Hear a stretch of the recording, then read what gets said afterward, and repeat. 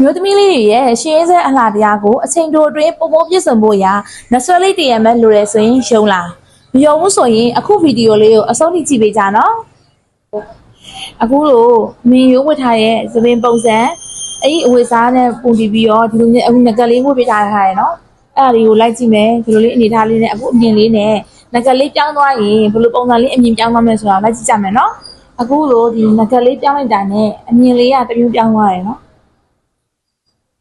ဒီဘက်လေးထည့်ပြပြပါရှင်ဒီဘက်ဆိုတမျိုးလေးဟိုအခုတစ်ခေါက်ကဒီ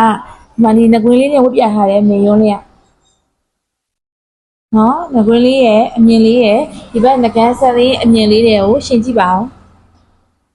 နော်အမြင်လေးတစ်မျိုးပြောင်းသွားတယ်နော်အချိန်မျိုးတွင်းမှာ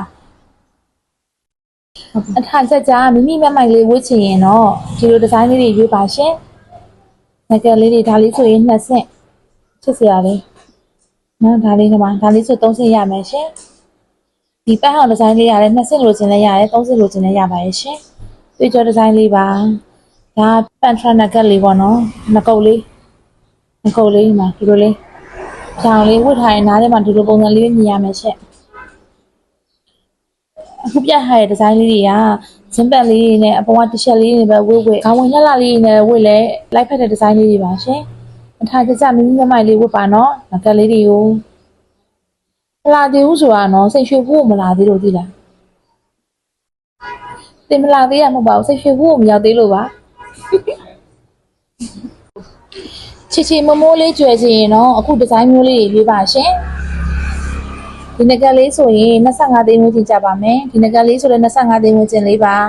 ဒီငကတ်လေးဆိုရင်50ကျော်ဝန်းကျင်လေးပါဒီငကတ်လေးဆိုရင်လည်း25သိန်းဝန်းကျင်လေးပါရှင်ကိုသုံးချင်တဲ့ငွေပမာဏလေးကိုပြောရုံနဲ့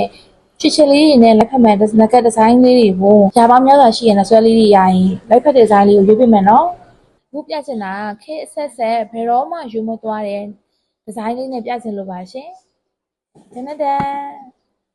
ငကွင်းလေးတွေပါရှင်ငကွင်းလေးတွေဆိုရင်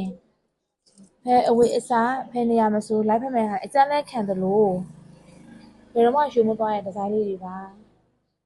နော်ဒါလေးဆိုလည်း20ကျော်လေးကြပါမယ်ရှင်မှန်ဆိုရင်ငကွင်းဆိုင်လေးရှိပါတယ်ညအထားကြမိမိုက်နေရောပဲနော်ငကွင်းလေးတွေနဲ့ဒါလေးပါဆက်ဖြတ်လေးတွေကိုလည်းဘောင်လေးတွေပါဖြတ်ပေးထားရတဲ့အတွက်ကြောင့်မလို့လေဘလို့နေတလက်လက်ကိုထနေမှငကလေးနော်